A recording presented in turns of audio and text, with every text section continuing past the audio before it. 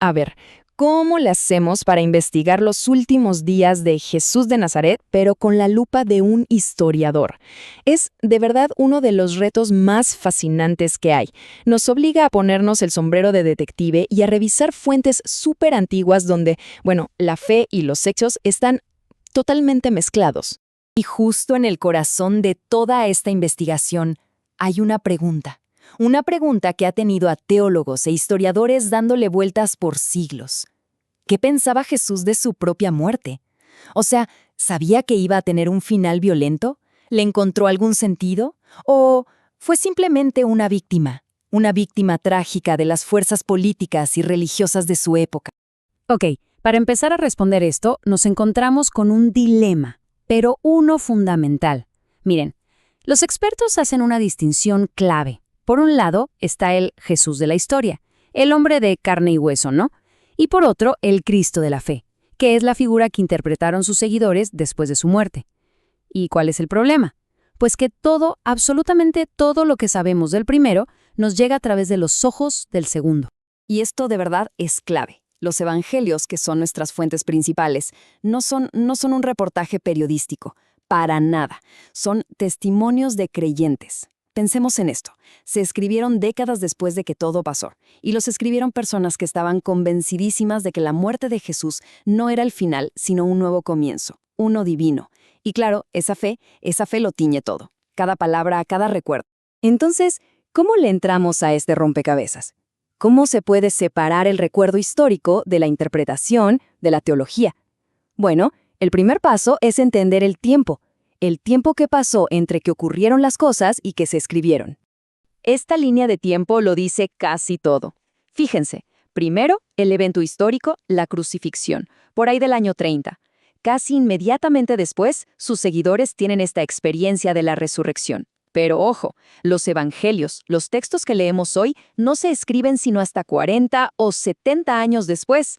Ese hueco de tiempo es como una olla donde se cocinó de todo: reflexión, predicación, interpretación. Y eso, claro, lo cambió todo.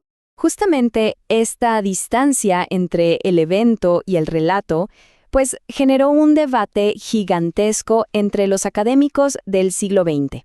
Un debate que podemos resumir en dos grandes posturas. Por un lado tenemos la postura, digamos, súper escéptica, la del historiador alemán Rudolf Bultmann. Él decía, básicamente, que la fe de los primeros cristianos transformó tanto, pero tanto los recuerdos de Jesús, que es casi imposible saber algo seguro sobre su vida o lo que pensaba. Para Bultmann, los evangelios son en su mayoría mito y teología, pura fe, no historia. Pero claro, como reacción a esto, surgió otra corriente de pensamiento con Ernst Käsemann a la cabeza. Él y otros decían, a ver, un momento, sí es difícil, pero no es imposible. Para ellos era fundamental, incluso para la propia fe cristiana, intentar descubrir a ese Jesús histórico, encontrar, digamos, el hilo que conecta al hombre que caminó por Galilea con el Cristo del que se predica. Para que quede más claro cómo un evento histórico cómo puede ser moldeado por la fe que viene después, vamos a ver un ejemplo súper concreto, que está en el mismísimo Nuevo Testamento. Vamos a pensar en esto como si fuera un caso sin resolver, un caso forense. Tenemos un solo evento, la conversión de Saulo camino a Damasco. Pero resulta que el libro de los Hechos de los Apóstoles nos cuenta esta historia 3 veces. Y, sorpresa, cada vez es un poquito diferente. Vean esto. En el primer relato, el del capítulo 9, Saulo se queda ciego y solo le dicen que vaya a la ciudad y espere instrucciones. Punto. Luego, en el segundo relato, en el capítulo 22, ya aparece un personaje, Ananías, y es él quien le explica su misión. Pero, en el tercer y último relato, en el capítulo 26, es Jesús mismo, en la visión, quien le da a Saulo toda su misión, completita y de origen divino, ahí mismo. Se nota el patrón, ¿verdad? Aquí está la clave de todo esto. Conforme la historia se vuelve a contar, los detalles cambian para resaltar una verdad teológica más grande, más profunda. La versión final lo deja clarísimo. La misión de Saulo no vino de una persona, de un intermediario, vino directamente de Dios. Para el autor, el significado del evento era mucho más importante que si los detalles eran literalmente exactos. Ok, perfecto. Si los mismos autores de la Biblia hacen esto, entonces, ¿cómo demonios le hacen los historiadores de hoy para intentar encontrar al Jesús de la historia, sobre todo cuando se trata de su muerte? Bueno, los académicos usan principalmente dos métodos, dos caminos. El primero es ponerse a analizar las palabras que los evangelios dicen que Jesús dijo sobre su propia muerte, tratando de ver qué tan auténticas son. Y el segundo camino es ver el panorama completo, su mensaje, sus conflictos, sus acciones. La idea es ver si su muerte fue, de alguna manera, una consecuencia lógica, algo que se podía esperar por la vida que llevó.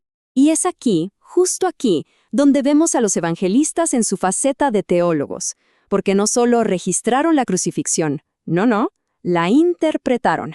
Y para hacerlo, usaron las herramientas que tenían a la mano, o sea, las escrituras judías. Lo que leemos sobre la crucifixión hay que entenderlo así. No es una fotografía, es más bien un retrato teológico, una pintura con un mensaje. Los autores le agregaron detalles que para la gente de esa época, que conocía muy bien las escrituras, pues estaban llenísimos de significado. Pensemos en los eventos superdramáticos que Mateo describe en el momento de la muerte de Jesús. La oscuridad sobre la tierra, el velo del templo rasgado, el terremoto, las tumbas que se abren. La investigación histórica sugiere que esto no debemos leerlo como un reporte meteorológico, es teología. Son símbolos muy poderosos sacados directamente de las profecías del Antiguo Testamento sobre el día del Señor, ese momento definitivo en que Dios interviene en la historia. Así que para la gente que leía esto en ese entonces, el mensaje era súper claro. La oscuridad, el terremoto, el velo roto, todo esto gritaba que no se trataba de la ejecución de un criminal cualquiera, no, era un evento cósmico, uno que estaba iniciando una nueva era, un nuevo acceso a Dios. La historia se estaba usando para proclamar un significado mucho más profundo. Y todo esto nos deja con una reflexión final. A lo mejor el objetivo del historiador no es nada más separar la historia de la fe, como si fueran agua y aceite. Quizá el verdadero reto y lo más fascinante de todo es entender cómo un evento histórico pudo generar una fe tan poderosa, y cómo esa misma fe después le dio forma para siempre al recuerdo y al significado de ese evento.